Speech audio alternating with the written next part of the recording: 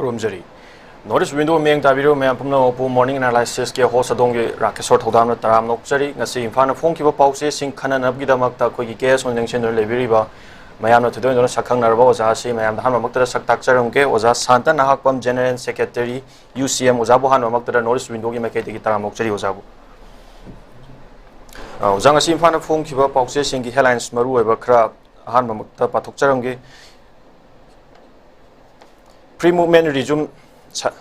Semdokpa amasung border fencing khabagi mayokta United Naga Council na lusingduna Naga lusingba sing Delhi da Union Home Minister gi official singa ngasi wari sanabada lekhai tafang ngamkhidre UNC ga India lainga ka Delhi da wari sabada lekhai tagidre economy blockade chatharakpa yari ozadu ga hanbada lakchani ba sina khoi PUCL gi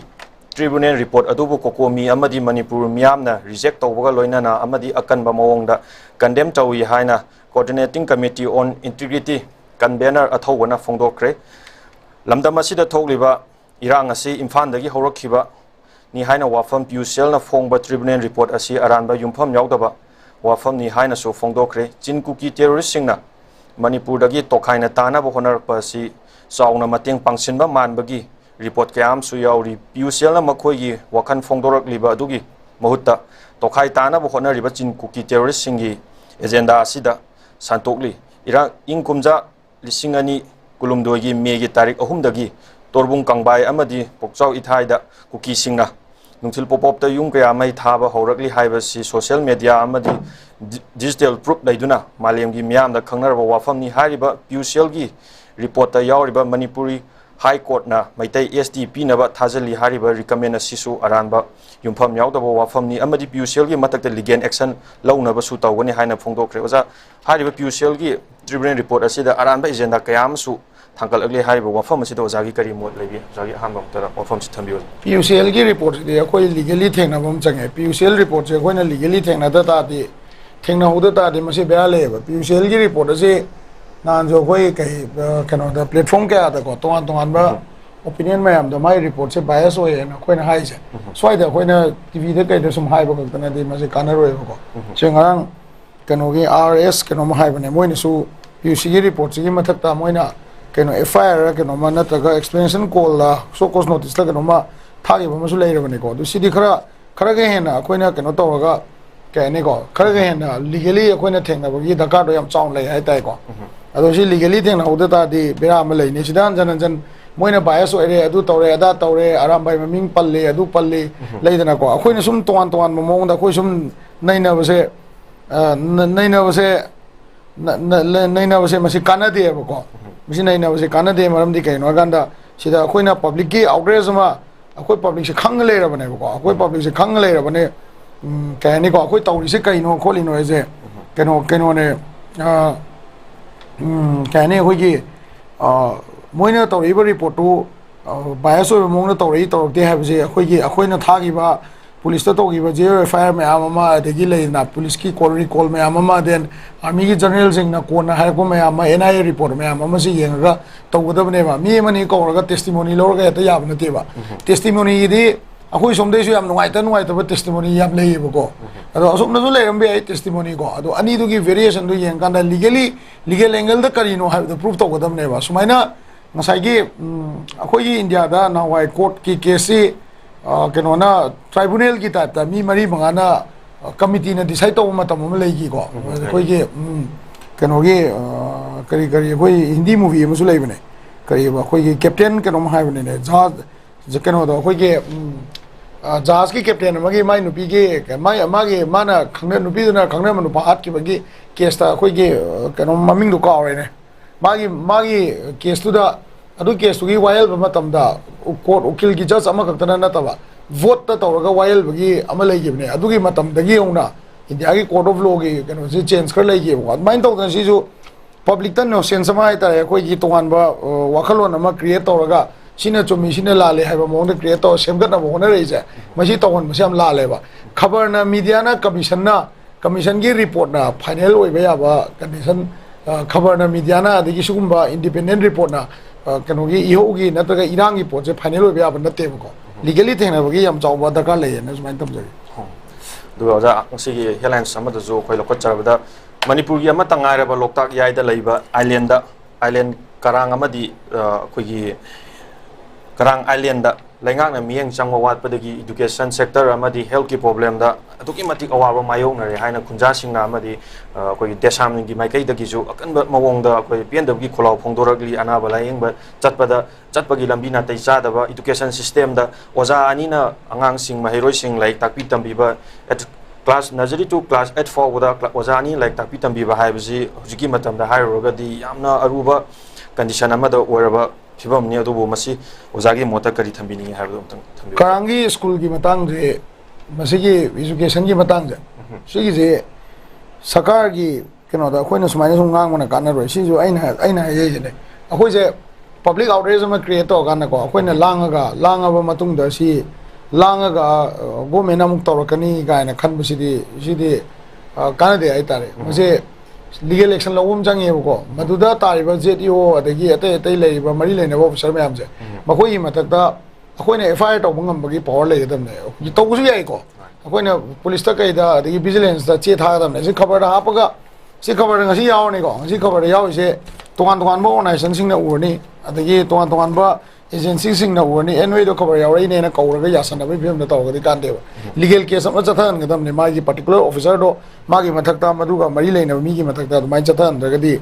si to do kana le roi na smain tham sai aduga ana laing bogi gi matang do ja khoi gi hospital ji da doctor la kan na doctor na en ba ya de khoi la bani haiba lak tra kan na hanna yeng tabagi phibam su lai ri hayo na masi ana laing chatok chasing gi lambi thong ju khutong cha da kyam so mayok na ri na ju phongdorok li wa ba chamane se ko samna da karang si khoi lokta ki mai de lai bani ko karang si lokta ki mai de lai bani na gi keno gi khoi gi tongan ba entrepreneur ai ga na tra keno sing na khoi gi loktak se da hi tha da ga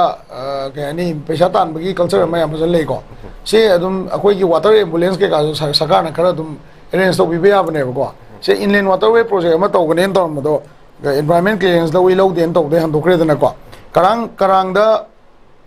public health ki oi ba ma gi ke ani officer sing natraga adu gak tana atopa adu gak tana ko atopa angle da leiba mioi sing hai tare ko atopa angle da leiba mioi sing department gi kari ka se makoi na su yam regular visit to ba ma chang e ba du however yeng ta ri karang jam amrom de yeng ta ri yam lap na le su na te hoi samudra me de le na te ko aduna karangi praja sing na su magi club sing na su magi welfare gi dam ko thu na transit to ba ya na ba kari to ba ya ge do khan ba di tangai ba di to do sarkar gi sai te gi su government gi sai te gi su karangu ma yam na unique oi ba manipur da jaga ma khatang da ko moina facility matam jana provide to bangam de ai ta ga madu awaba madi sarkar gi son bane na main tham jage yam chumi ojana phongdor khibo wafam asi sarkar gi mieng changbiraga di ngamlaba laite habtuna ajuga hujik se amna current su oriba chahi nauriba naha sing na society tawgi sang hengalakliba asi ngangthoknaba manipur state policy for children athubada notify tawbiu haina MCPCR na taksilagli ojam sigi mochi kari thambini ojage nau chahi nauriba khogi chahi nauriba naha sing se khoi ngasi manipur society jida society tawgi sang ji hengalakba naha sing se adu masi je khoi state policy for children na athubada notify tawbiu haina MCPCR na taksilli na phongdoragli khabar gi ngasi headline sing da si kari karamba issue dagi oi gadabano habisi ojagi mot manipur da leiba pressure se akhoi manipur sam noning ga ne ko mama mapa sing sina macha je phan ne ko mama mapa sing sina aram loi tawe se example hoje school ka ba matam sida mama mapa sing sina angang sing je school fa da loi tamani e paisa ting asu khola su jitna wa junu ne mama mapa sing je macha gi da ma fight dum taw ne ko taw to bu mapa mama sing da gi mama macha sing na lawra ka da culture ma le ko khoi gi yum da gi kai da gi lambi chat pa da gi wang sang da gi lawra ka da le ko si lawra ka da si kamai taw ge da si lawra ka da si kamai taw ge ga da sai gi khoi gi keno se leiba mama pa si na say for example angang di little flower school ta me natra ni malawas ta me ko apa school nen ta me ni Saint Joseph ta me moi gi nature ro mama pa sing sina ngasai gi magi angang du tu na yong na magi office ki frustration ga wrong side ta loi dau jalaga apa school da tamaga apa ngangu achum ngangu ne tambi ta jali ne ba wari bo ko then angang sing sida competitive environment je akoi gi society ga competition to na ta ba yumlo na ba competition to ba mari mata masan competition to na ba ko ade mai ma sari first star na ke do ta ngam moi no ga na to ba du ba culture ama khoi sida yam chaw lei manipur da ko aduna angang macha sing sida leiba pressure sing se school da su du mangai oja sing na oja da sem sathi bo ja lei oja se mamang da khoi satra organization na samdai gi ba mayam lei re ko oja si kamai tau ge da apoba satra sina ma gi he koi ning ma phat ta sina lowning da ba se ojik se private school ga government school gi kanu se yengna matam da private school sina yam phai hai ne ba apoba satra ga di private school da ya man tam lei re ne except to TG natana to pada ko hoi joslong ge ga da khar le ram be ai ko maximum apoba satra se private school da loin tam lei re ba do da private school gi oja pha bane na hai do moi gi technique to kanu da se government school da pura ga taman ma oi han matam da madu kanu oi ngam gadra khoi ke ni ko kanu oi bangam gadra ngam moi dra pot ne lak to je madu da sustain do ngam gadra na tra ngam moi dra pot ne lak to je ko aduna haji ti khoi ni yeng do je kai noi gan da child suicide to bogi poche sakari policy ne change to ngam moi ba si ko child policy ne change to ngam moi si mama pa se counseling da ga oi ba angang adigi angang counseling da ga oi adigi angang gi competitive nature je masi akhoi gi kanu sida environment sida se samna ai da lebang ning ba hai se actually kari no koina lebang ning do se akoina se samna ai da khulai ek ta pa ga noi pa chala ge ta lebang ning mana te ko lebang ning gi magi area ma am le ba tongan ba angle de yeng kan da ko lebang ning je ai akhoi economy kan ta re education pan ta re adagi nga sai gi society sida ising thakna ba le hen ta re mai ba sana ngal han ba ta re adu na ta di akhoi gi lebang ning gi poto last ta sai gi akhoi na lebang ning da phanam na khulai pa su natraga ina policy atopa ma tawrasu ko sai gi ke ne khoi gi development nom da changhan da ga su frustration ne hengala ko matam da aina mi halu ba natraga isai thana si ja ba se ai masidi aina so wana hona ga ai bu ngasi sigi thak tai ka khapang ngam draba ai punsi je lem na mangai ko ga se dum khalak ne ba akoi ba da suicidal tendency je mi khudi ma loi lei ko akoi ba da 2011 12 soida akoi ne wa gi ko khuwa se sai dan da si re di masi awa ba ko dra ga ne khalak ko matang la e ba masi IDP da to se du ne ba adi izat mangak pa ko sai gi ngarang an da khulai paijaram ba hai badi khun nga ko ne thokse ba me am da police na so phabi rak pa mo gi kan khatpham lei bi rak ta ba si jina crime rate hengalak pa then na sai gi tobung gang da ba na ha sing na leibak ning gi na ma da khulai paisan ga mu moina mu mi gi aseng ba leibak ning gi ba ichinau sing do moi mayam gi kanu se ka ni ko moi gi reputation je hatok pi ba leidna ko kidnapping hengalak pa crime hengalak pa paisa khai ba hengalak pa si mayam jina oja pe man da na kanu function na ma da na yam phasana hai re da na ko akoi gi kanu se ke ani khulai ka tang pa ga to gun di lan je loi roi do akoi na to ge ai ta di atop angle na mayam lei di ga na hai do ko aduna angang like tam matam da tambi matam da mama mapa si counseling yam change e using manipur ko akoi mama mapa jing ju thabak lei tam ni na thabak lei to ba di akoi economic level je per capita income je de badi na achum mana ba jatan je manipur ka kan oi de ba ka ni yam seng nai do di achum mana ba jatan je manipur yam success oi de ai tai ko achum mana ba jatan ge ai tai nang yek na ba yam yami achum mana like tam ge ai tai nang yek na ba yami adu su ko masa ma than da je ko lai to madu bu honor to de ba adu bu high profile tuition to ko high profile the school of the tamba high profile mama ma pa oi ba adu change ba angang jam positive nature je ko lai ba mi gi masana positiveness panam leita ga su mana mirak tilak da awaba ma di adum theng nei ba aduna mase ai wa kan da policy change to na child policy change to ba ta ding amoi da mama mapa gi oi ba mama mapa sing da wakalon a phoba purak pa adagi mama mapa sing da ke ani macha du yok pagi atopa country sing da Japan gi kari gi kara gi je akoi na model Korea gi Japan gi US ki ge je model in lower kan da ko madu dagi akoi jo phoba khuna mo jai ta di paisa lei be lei tam na tongan bam ni angang yok pa matam sida di akoi na madu gi moral du lei ra ga yok pagi tangai ba du lei nan ban tham jage horok pham di mama pa counseling to ro matung da mama pa na macha bu gyan ta hala kan asum gi wakhan je thapna thang gi ni hai ba gi point do jana ju me se tak pi da du ga mathang gi headlines ta nakchani ba sina yang asi ga mari leina na BJP leingak na hai wa wafam ama tang asi fawa ground level da mai pang na pangthok ki ba leitri haina Manipur Pradesh MPC ki president 𝐀𝐍𝐿 𝐀𝐍 na phongdokre aduga amadi pongmi sing na hangba wafam da 𝐀𝐍𝐿 𝐀𝐍 na asum na hai ki lakliba September thada Prime Minister Narendra Modi lakpa haibasi thajaba watli irang asige mari leinana haiba wafam amata mai pangna pangthokkiba su leitri irang asi losinba haibasi paliba lengak BJP gi tawda yadraba mathaudang ni haina su phongdokre ozamasi koi irang asi kuina su sahi ani hena su huksalakle adu bunga si fawda yam clarification oina thabo amta paikhatpa udri haina su president MPC ki president 𝐍𝐄𝐖𝐒 𝐀𝐍𝐀 phongdok thre oja masi wafam je oja gi mot kai lebi muthabi Prime Minister Narendra Modi lakwa je moi political wa je taning de ai ko Congress ki adu gi lakani ada tauni Megachandra oigra mo oigra so taning de ai tare ko mai magi jaga da moi gi masen hunnabai mo ta ko moi masen hunnabai je mo ta akoi yam plain wa ma ha ge ko yam plain wa ma ha ge PUC gi su Congress na su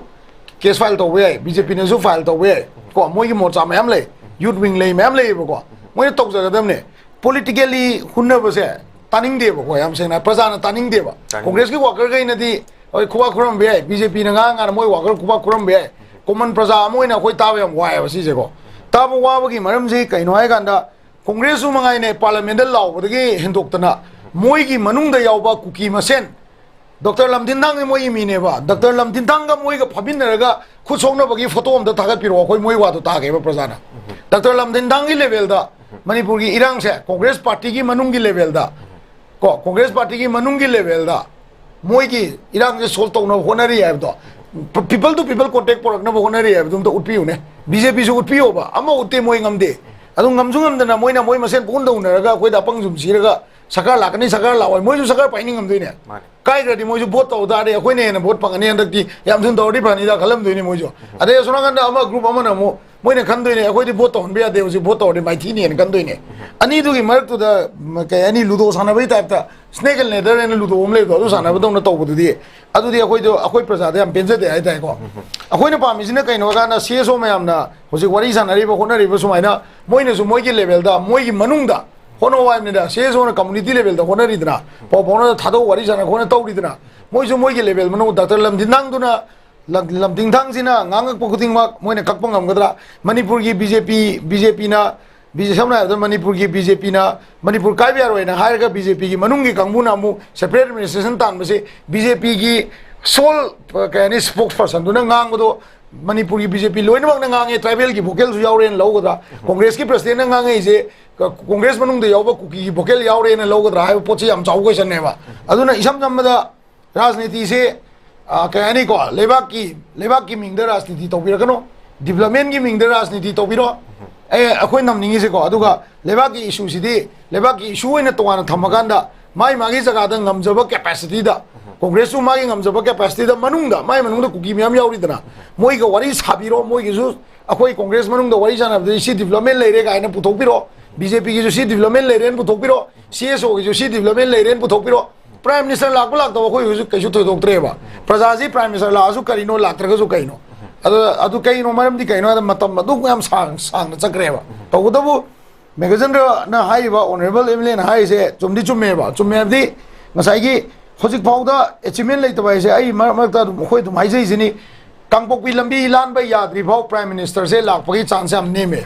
kangpokpi lambi jin lan ba yara ba ngam gra ba chat pa yare ai ba condition la ga di adu ta di masigi keno di lei gani Prime Minister lak pai mong di lei gani ai se ai sumain to je to bu bu BJP ki adu oidri ada oidri taning de am wae ba moi gi manungda kuki mi yauri Congress manungda BJP su mai manungda yauri ai se masana khangmio masana khanga ga da praja maya mamangda yengo tu ngang Dr. Lamdin Dang khoi Congress president ga phamin raga akhoi gi Manipur da peace pro koi matang da akhoi discuss to re community masen father na ba akhoi ju honari ga ju utpam sandro adu di su utana BJP na zum taina center na zum ludo do ngasai ge ludo do zum hot le ga di akhoi di bera le ba som na ko matam zum men jala kane ba du wane da chayo ja du ga khoi ngasi gi topics da akhoi gi headlines ki roi da action news na akhoi lo kaina Manipur da changsilakpa mitop miansa sing da maramda center na halhanba ngamdri haina MMTU na phongdokre ngasi mitai tribe union na thadro iba jeron center laingak na Myanmar amadi Bangladesh masa kaya abu Manipur dagi mitop oina laudana bot bank ki khudong saba yenglaga thambiriba si haina su hangli Myanmar dagi thokliba lana sina Manipur da mitop changsilakliba miram dagi chentorakliba kuki furup sing khunda laita sarakliba si lisingani tara tere tagina lisingani kunithoi fawbada kuki singi kul lisingani chorak na rom hengatli haina su report tawri asigumba mitop khandokpogi thabak asi kwaidagi maru oiba thaudang ama lofam thoi haina su MMTU na makata na phongdorok lewaja masigi mafam da khoi mitop myan sa singna khoi Manipur da nongmagi ngam lanza laga chancellor liba asigi pendaba kholau kaya amasu MMTU gi maike degju thambiragli oja haiba wafam si matano jai kai motam thambi oja akhoi manipur gi mito kandok to bai wari ji India government na magi will gi makha yam pole MMTU na ha so mana ha so Assam Rifle na 45,000 yen ba mi changre mafam jana thami trek tawri na ha akhoi government ni khangde akhoi government khang ba khang da akhoi CSO su khangde moina ko na hajar ko ne moi gi DG na hajar ko ne ko so main taw na akhoi CSO mayam gi agenda se ama khatang hoine chatpom ma change ko tongan ba CSO ja ta so ko ama khatang hoine chatpom change habdi akhoi uji mi ko khandok pai poche either NRC to ba natraga population da 2026 ki population thi doise census thi doise da masida akhoi family tree yaw na tawgadam ne ba sigi policy ma bajana akhoi na sarkar da takpa ya ba ama ta kanda either NRC bu tawre update tawre natraga population census thi ba matam da family tree yaw na thiraga madugi akhoi ga mari lain da ba mi sing do adu kalai da kai da thamdino ha ba pot ma policy ma di semam change adu ga sai gi akhoi na sum akhoi ma te UCM na su dum lawi JCLP na dum lawi ade atai PPCM na su lawi lawba ka na di akhoi je kana tre ai tare ko sarkar da keno se pressure se lai tre ba mi di sum hengalei khumna no sum tholei ado government gi will ma change ma se akhoi na tawon ge na akhoi na phanam lawta su ma se akhoi na MMTU na ngang kan da mai te khak gi vocal man ba the government of India su sikti kuishala abne na mo su yam hai na sana re ai tare ko ade naga gi vocal tongana lawi Maitai ki vocal moi tongana lawi kuki ki vocal tongan lawi apunma manipur ki vocal oin lawde ba adone aino se haijai do congress party ki president nga ku matamda mana haiba manipur kai biaro haiba ware ba haigera BJP president na ku matamda madugi ware tu bo apunma manipur ki naga kuki maitai haiba poche government of India na thugai rabni na masi akhoi indigenous people ki khola oin lawdoira natraga mase India government na tongan ba angle dagi group ahum mari thokna wari sanaraga manipur je thugai na ba yam kan honari se sidai da lawdoira masi yam chawbo question ne ba same chamana na akhoi CSO sing na hai ko matam su government of India na note tawri se okay MMTU adu di maitai tribe na hai ko ni sidi adu naga okay naga na hai ko ni kuki na hai ko ni apun ba khola oin law ngam dre ba aduna masai gi punjin da du to an ba ma le ka na policy matter da koi loi yana jat pai tangai pa da am le ye su main tam jai taga chari oja mayam na marek sumna koi su thambi khre koi manipur da CSO sing yam le ga su point of view diam tawani punjala ga khongjang asi sanction ba hai tuni oja yo thambi ribji taga chari oja gi chilaba matam kya kai thok bidona koi new TV gi morning analysis saru ga bibi da mak ta koi new TV gi mai ke di oja wa hani ngai chan taga chari oja ming tabiro map no ko aroi ba mak ta da kurum jari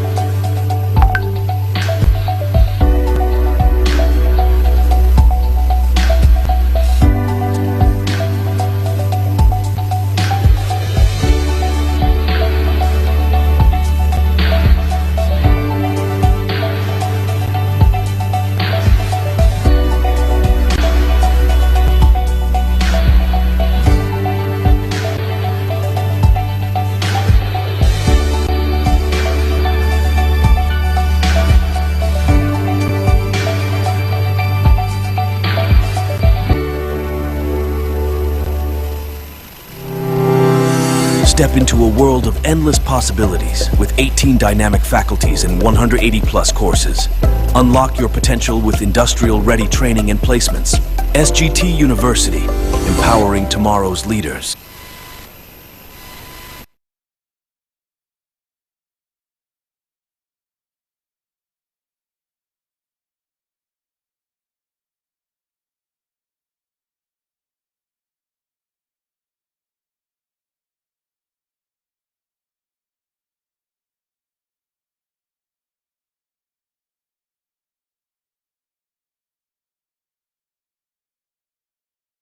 Central government की थबकी exam my Pakke खलगदी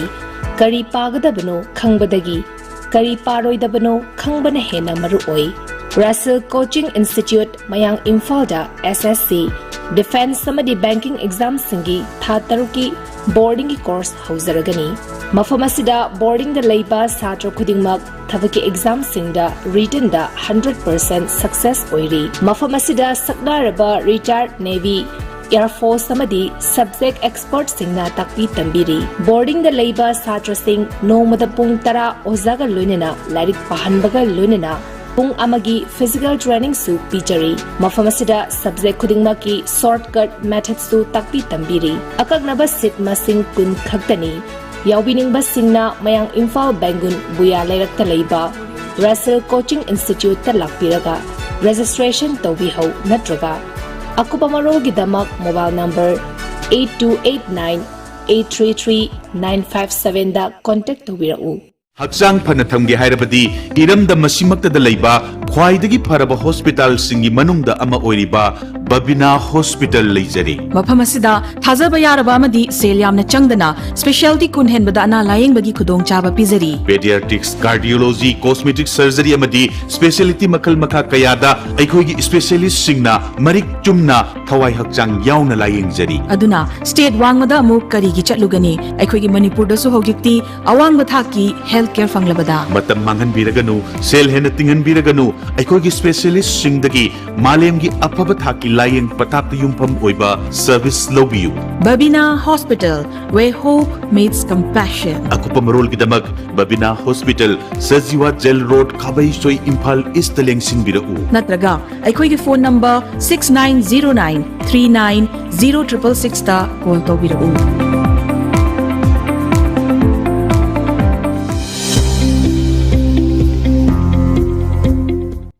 Welcome to Uttaranchal